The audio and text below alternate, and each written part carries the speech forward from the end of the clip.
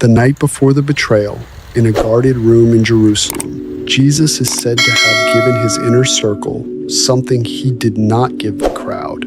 Not a sermon, not a ritual system, not a long prayer for the masses, but a key so small most people would dismiss it on sight. And that may be exactly why it was buried, softened, allegorized, and pushed out of reach. Because if the teaching is simple, then the distance between you and remembrance is much smaller than the structures of religion, fear, and spiritual dependency ever wanted you to believe. So hear this clearly. What I am about to place in your hands is not meant for everyone. It is meant for the one who did not click this by accident, the one who felt something tighten when these words began, the one who has carried the strange sense that something essential was taken, hidden, or diluted before it ever reached them. If that is you, then stay with me, because this is not just about what was spoken 2,000 years ago. It is about why this found you tonight. Because tonight matters. Tonight your mind is open in a way it will not be tomorrow. Tonight the distance between hearing and doing is thin. Tonight you can still act before the world seals itself back around you. And before this is over, I am going to give you the exact 3-word key that, in this telling, Jesus gave only to those prepared to hear it, not as poetry, not as metaphor, but as a direct signal of return.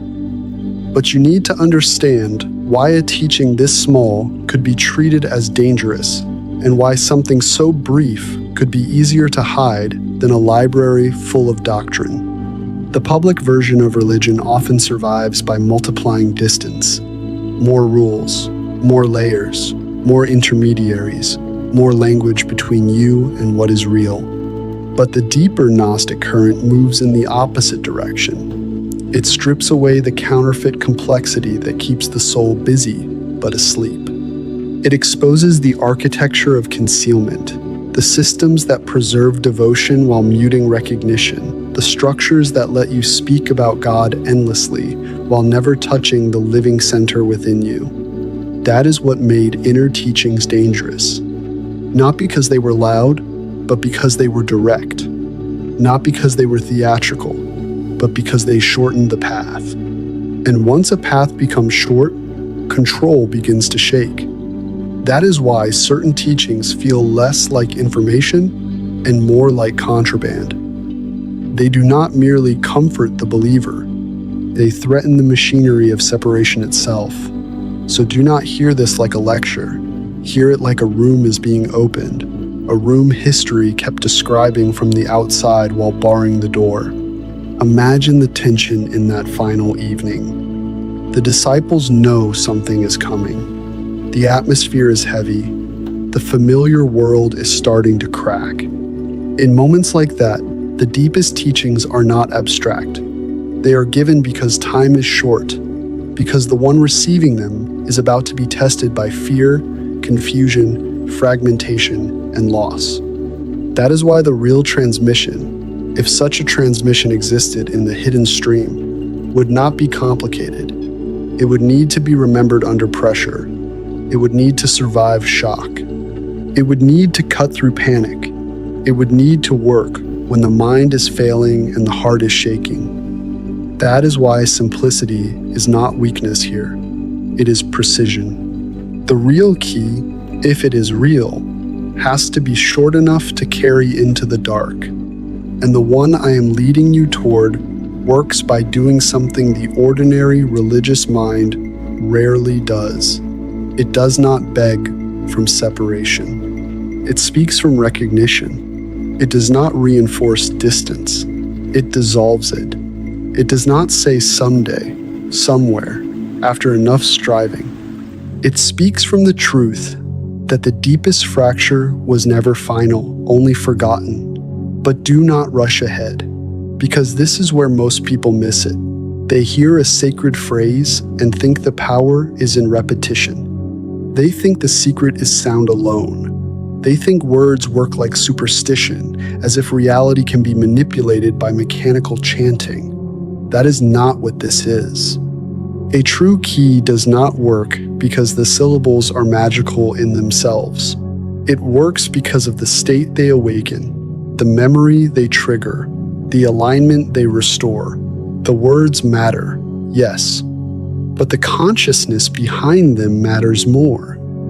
In the Gnostic sense, the problem was never merely behavior. It was amnesia. It was identification with the lower story.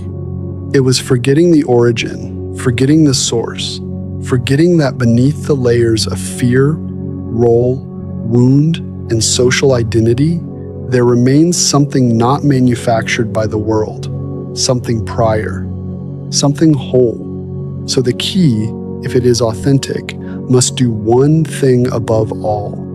It must interrupt the spell of separateness.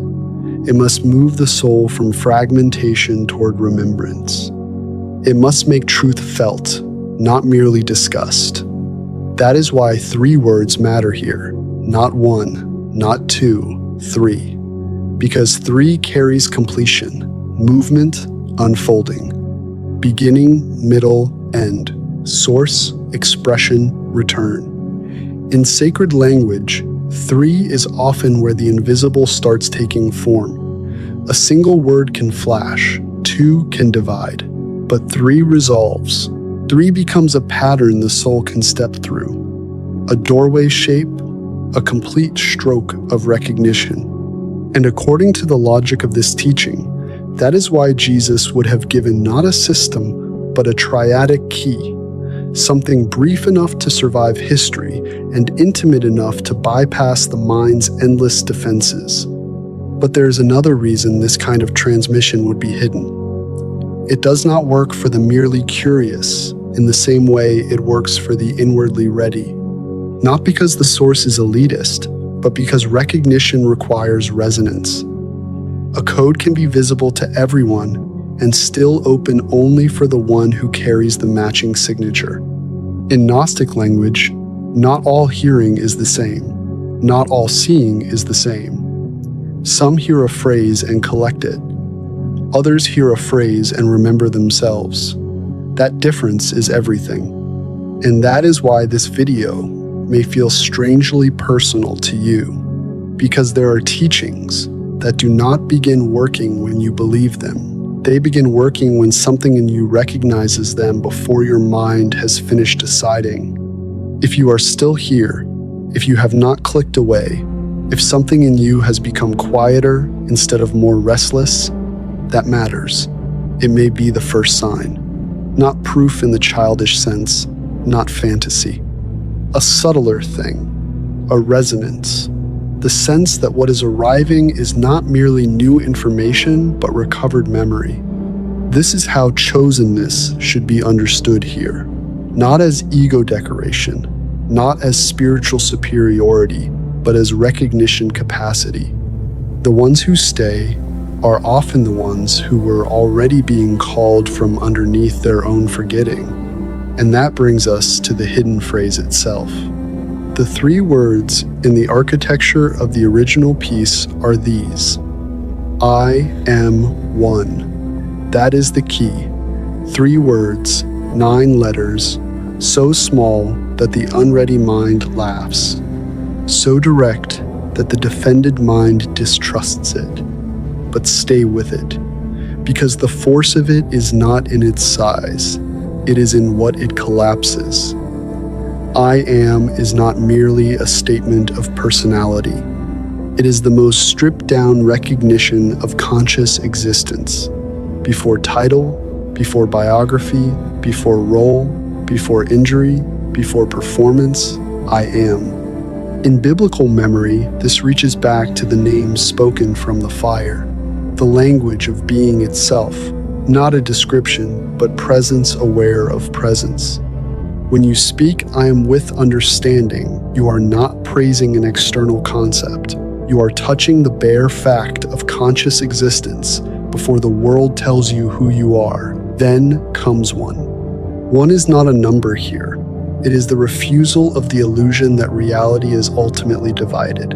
It points toward the monad, the undivided source in Gnostic thought, the hidden unity beneath the theater of multiplicity. To speak one with understanding is to loosen the trance that says you are cut off, isolated, abandoned inside a sealed self. So when these words are joined, I am one, they do not function as wishful affirmation, they function as recognition. They do not say, I hope to become united. They say, the deeper truth is unity, and I have stopped speaking from the lie of separation. That is why, in the logic of this teaching, the key works only when it is spoken from felt understanding, not theater, not imitation, not desperation, recognition. If someone says the right words while remaining fully locked in the story of fragmentation, then the words carry that fragmentation. But if someone speaks them from stillness, from an actual felt shift into presence and unity, then the phrase becomes a signal, a recognition signal, not to flatter the ego, but to align consciousness with what was always more true than the division. And that is where the mechanism becomes important. According to the original structure, words are not dead labels. They are carriers of state. They transmit the quality of consciousness inside them, which means the key is not a magic trick. It is a way of arranging awareness so that when the words are spoken, they do not merely describe truth, they enact remembrance. That is why the preparation matters. Sit in silence first, not as performance, not as technical meditation, just enough silence for the dust to settle, enough silence for your thoughts to stop throwing sparks in every direction, enough silence that you can feel the difference between saying something and knowing it. Then, before speaking, enter each word. Feel, I am as pure existence, not your history, not your face, not your ambitions, just the undeniable fact that awareness is here. Then feel one. Let the rigid boundaries soften, not by forcing a mystical experience, but by sensing that the life in you is not alien to the life beneath all things, that the deeper field is not elsewhere, that the separation you habitually obey may not be ultimate. Then, only when both are felt, speak the words aloud, clearly, calmly, not shouted, not whispered, not with strain, with certainty. I am one. And in this framework, if the words land properly, there are signs. The first may be in the chest, a release, a pressure shifting, as if a knot loosens from the inside. The second may be perceptual, a strangeness in the room, a subtle alteration in scale, silence, or depth, as though the familiar frame has thinned. The third may be a felt pull through the heart or crown, not dramatic for everyone, but noticeable, as if attention itself is being gently drawn upward or inward toward a wider center. Some will feel a sharp opening, others a partial response, but even the partial matters, because once the process begins, it does not return you unchanged. That is central to the original teaching. Even a partial recognition begins an irreversible movement. Something has heard, something has answered. And here is why tonight matters so much in the script's logic. Because you are not meeting this teaching in a neutral state. You are meeting it after being led into it, after the idea has been seeded, after the resistance has been softened, after the mind has been brought to the edge of recognition. Tonight, before sleep, the analytical guard is weaker. The threshold between conscious and unconscious is thinner. The teaching is still alive in you. Tomorrow the world will resume its noise. Your identity machinery will reassemble. Your habits will reclaim the stage. But tonight, there is momentum. Tonight, the signal is fresh. Tonight, the distance between hearing and doing is at its smallest. That is why the instruction must remain tonight. Not as pressure for pressure's sake, but because some doors are easier to feel when the world has not yet had a chance to reseal your forgetfulness. And once spoken, the words do not simply vanish. In the original logic, they continue to reverberate. They may return to you in quiet moments. They may surface spontaneously. Synchronicities may begin increasing, not because the universe has suddenly become magical, but because attention is less trapped in fragmentation and more able to perceive pattern, timing, correspondence, convergence. You may notice certain people differently. People already around you may begin to stand out with unfamiliar clarity. Others carrying similar recognition may become visible in ways they were not before. This is not about joining a crowd. It is about the fragments of remembrance becoming legible to one another. And that is why the phrase is not framed as a one-time stunt. It can be spoken again and again, each time with deeper understanding, each time strengthening the return from forgetfulness to recognition, each time choosing unity over the trained reflex of separation.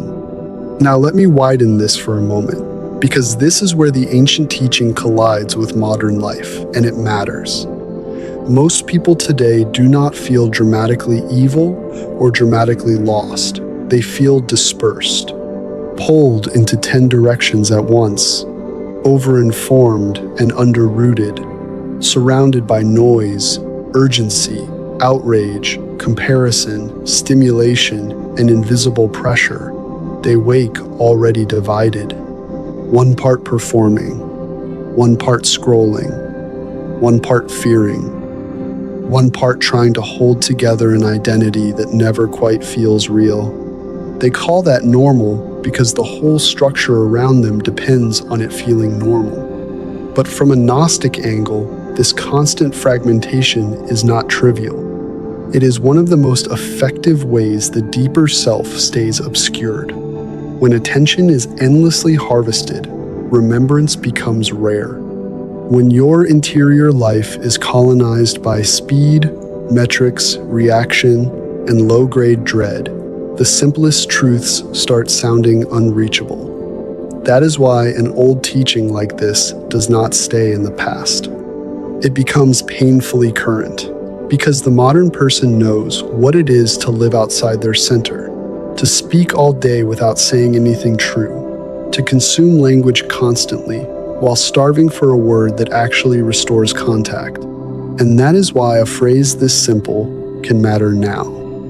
Not because it is trendy, not because it is inspirational, but because it cuts against the entire rhythm of manufactured fragmentation.